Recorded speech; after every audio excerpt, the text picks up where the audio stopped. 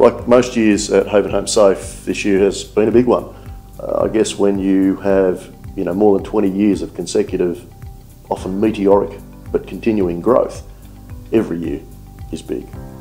It's also worth reflecting that it's a whole bunch of people who do this. I get to sit at the top of the tree, which is a great honour, but the work is done by the more than 150 people spread around the state of Victoria who are every day on the front line or supporting those on the front line who are in housing crisis, who are homeless, people who live lives in many cases of unimaginable deprivation, not only deprivation in the physical sense but in that kind of soulful sense, if you like, people whose lives are lacking purpose, or where they have purpose they're unable to achieve it. And there's nothing more heartbreaking than that. But in terms of the big year, the top line stuff for us, we've continued to make huge strides with our Wattlewood project down in the southeastern suburbs of Melbourne. We've continued to progress on our Sydney Myer Haven site. There is outstanding stuff happening there, absolutely outstanding stuff. We've taken an initiative which is about connecting up philanthropy, government and the community sector, and we have put on that site 19 units, and we've just about finished another 6. We've broken ground now on doing the education and support centre site. That will be finished early 2017, and we are changing people's trajectories. We are changing people's lives. We've got people who've got purpose. We've got people who are involved in exercise programs. We've got people who are actively working to get their children back from child protection. We've got people actively getting off drugs, people actively changing the trajectory of their life. That's what we're all about here. We're about joining the dots. Joining the dots really for people is a whole lot harder than most people think. Most of us don't live lives of deprivation and misery. So most of us, when we hear these stories, we think that can't be true. No one does that. Who would do that? Well, the reality is many people live very difficult lives. And our job is to help them stitch back together whatever fabric they're left with. So projects like Sydney Myer Haven are extremely important. They're going to be extremely important for the new federal government who've indicated that they want to do welfare differently. We can make comments about their motives, but what we can't do is deny the fact that we all need to try and do things differently. If we join the dots, if we bring different partners together, we can do things that previously were unimaginable. We know through our Services Connect project, working with other non-government organisations and Child Protection and the Department of Human Services, we've got some outstanding results coming out of this new way of working. We know that when we integrate services, we get better results. And so we've seen a lot of that in our organisation over the last 20 years, because that's what we do here.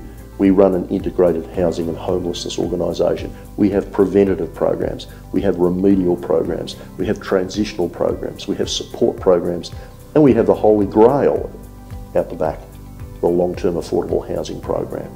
Nothing solves homelessness like housing, but housing on its own won't do it. You need support targeted at the time and the type that people need when they need it.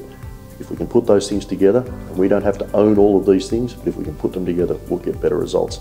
So joining the dots, connecting up, needs to be more than just rhetoric. It needs to be practical.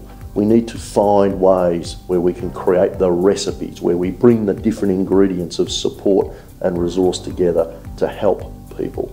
No one chooses to be homeless. In a town the size of Bendigo, where we're based proudly, we should not see rough sleepers in our town. The fact that most of the community doesn't often see rough sleepers is an indication of the work that's going on behind the scenes. So we've got a number of examples, I think, where we have led the field, where we have changed practice. This notion of an integrated housing and homelessness organisation in itself is a world beater. The Sydney Myer Haven project I talked about before, it's a world first. We think it's a world beater.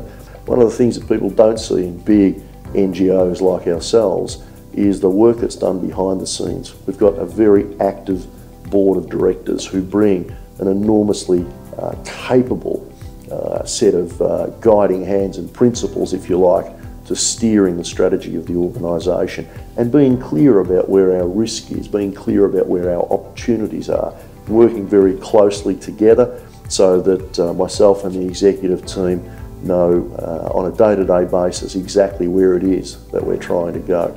We've got big plans for this organisation. We've always had big plans for this organisation.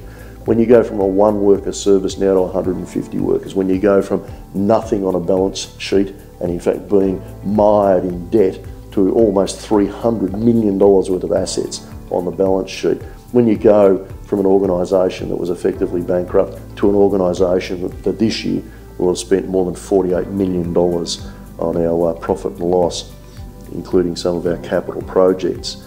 You know, this is not an aspiration that is empty. This is not a direction that is accidental. This is not a series of compounding strategic steps that just fluked it. We've always had big plans, and we've got bigger plans for the future. We know that many groups in society miss out. We know that there are some new things happening on the horizon that gives opportunities to people who hitherto have missed out. And we can see the National Disability Insurance Scheme coming over the horizon, activating in different parts of our geography, and we know that we can help people in that area. And I think that's an area we want to go. We know that the structural settings in much of the way in which the regulated not-for-profit housing sector tries to move its way forward, we know there are blockages. We hope to see the state government with their long-awaited housing statement. We hope to see some directions in there that will give confidence to a sector that actually already has the confidence of the financial sector, to a sector that worldwide spends billions of dollars a year helping those people who fail in the market, or more importantly, those people for whom the market fails. And with housing prices out of control in this nation and no sign of them being reined in, whilst people's incomes do not rise at the same level as housing prices, we have a problem. We know that home ownership is collapsing in every single demographic cohort. As a nation, we are looking down the barrel of watching our hard-fought, dearly loved homeowners nation collapsing. We have young people who cannot afford to get into housing. We have old people. For the first time, we're seeing a large number of elderly people retiring, still with massive mortgages. How are they going to service that? We're seeing large numbers of retiring people who are now renting, who cannot afford to continue to rent the moment they stop working. These are intractable problems. They need not partisan, stupid politics.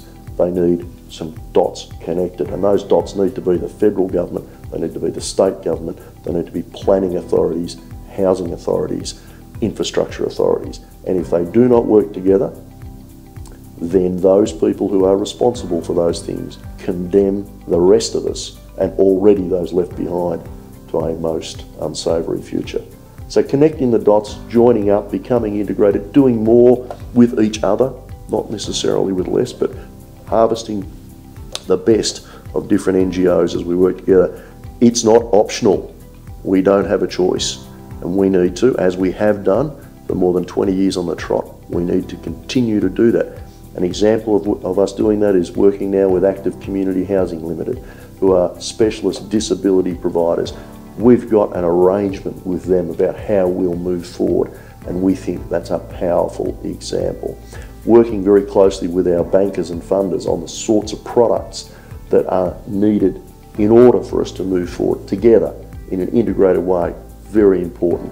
So many other areas that I could talk about, but frankly you'll be getting bored by now. But I can tell you one thing, this organisation punches above its weight in every single level. We punch above our weight on our frontline services, we punch above our weight in the impact we have not just in this state, but through Power Housing Australia in this nation and through the International Housing Partnership internationally. It's probably no accident that when they form a Chartered Institute of Housing in Canada, they reach out to an Australian to talk to them about innovation. They reach out to people on the wrong side of the divide, frankly, tucked away in Victoria on a different hemisphere, to help them understand how they can, in Canada, work more closely together to develop their own professionalism. And we don't even have a Chartered Institute of Housing here. So I think there's things that we know, that we do, they're part of our DNA, they're almost a default setting that we have here. And these are the things we bring to this sector, this regulated not-for-profit sector, that people can and should and do have trust in. And so that's the other thing that we have here. As a trusted non-government organisation, now operating statewide, we've got stuff that we bring to the table for government and the community, and that is about joining dots together.